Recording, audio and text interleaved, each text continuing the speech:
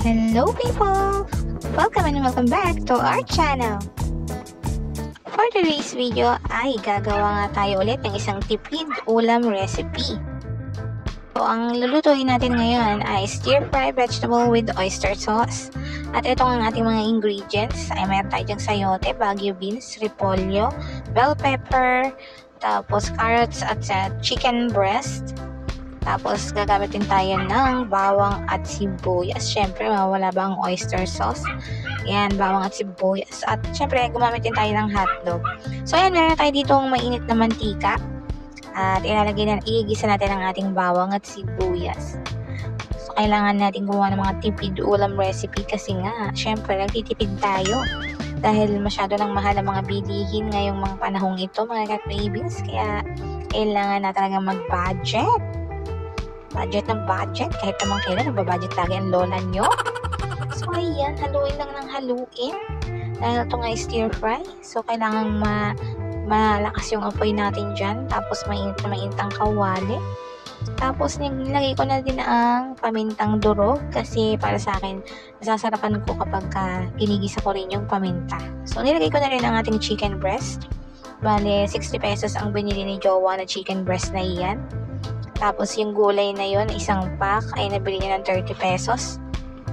Bale, ang bukod lang na nabili niya dun ang bawang at sibuyas. Pero the rest na yun, 30 pesos lang yun. Tapos yung oyster is parang nasa 15 pesos ang isa. Tapos, ayan lang. Haluin lang natin siyang ganyan. Pwede namang, kung talagang titipid pa kayo, pwedeng hindi niya dinlagyan ng manok. Masarap na din naman yung vegetables lang lahat. Masarap na din yan. Pero kung meron kayong kids, kanyan na hindi masyadong kumakain ng vegetables, lagyan niyo siya ng manok para mas masarap at mas magustuhan nila. Ganon. So, ayan. Ilagay na natin inuna natin ilagay yung mga mas matagal maluto na vegetables. So, ayan. Sinangkot lang natin muna yung manok para ma-absorb niya yung lasa ng bawang at sibuyas at ng paminta. Tapos sinunod na din natin ang ating mga vegetables, which is ang sayote, carrot, at ang ating baguio beans. Hindi ko na pinakita kung paano hiwain mga ka-cravings at maiinip kayo. Nakakainip lang, ganun. Alam niyo naman hiwain niya. Tapos ayan, nilagyan ko na nga siya ng oyster sauce. Tapos kaunti lang na tubig. Para syempre maluto din naman yung ating sayote. Medyo matagal kasing maluto yun. Kung hindi natin siya lalagyan ng konting tubig, baka masunog lang siya. Tapos hindi pa luto yung loob. Ganon. Ayaw naman ni Jowa ng half cook. Ganon. Gusto niya yung cook na cook. Ganon. So ayan na nga mga cravings. Ayan lang. Halu-haluin lang natin. At pinabilis ko na nga ang galaw at mabagal ng gumalaw ang lola nyo. So ayan. Pagkayari ng kumulo, ay lalagay na natin ang ating bell pepper. Tapos ilagay na natin ang ating hotdog. Bali, isang pirasong bossing hotdog lang yan mga cravings. Yung tagda 12 pesos. So, ayan, cheese dog. Ganyan, mayroong cheese, ganon. So, pwede din rin dilagyan yan kung Pero pwede namang kung iaalis nyo yung manok, yung hotdog na lang yung ipalit nyo para mas mura, ganon. Kasi yan, ilagay na natin ang ating, repolyo, ganon. Yung lola niyong nagluluto, hindi alam kung ano nilalagay sa recipe niya.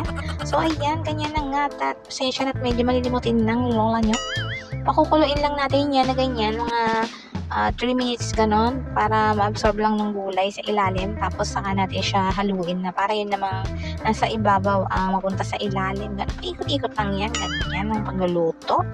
Tapos, ito, madami din siyang serving ito, mga cravings 3 to 4 person na din to. Per serving na itong magagawa natin niluto na yan. Ilalagay ko na lang sa description box kung ilan yung nagastos natin dyan mga ka-cravings. Try nyo na din mga ka-cravings. Mura na, masarap pa. At hanggang dito na nga lang mga ka-cravings. Salamat sa panonood. Hanggang sa susunod.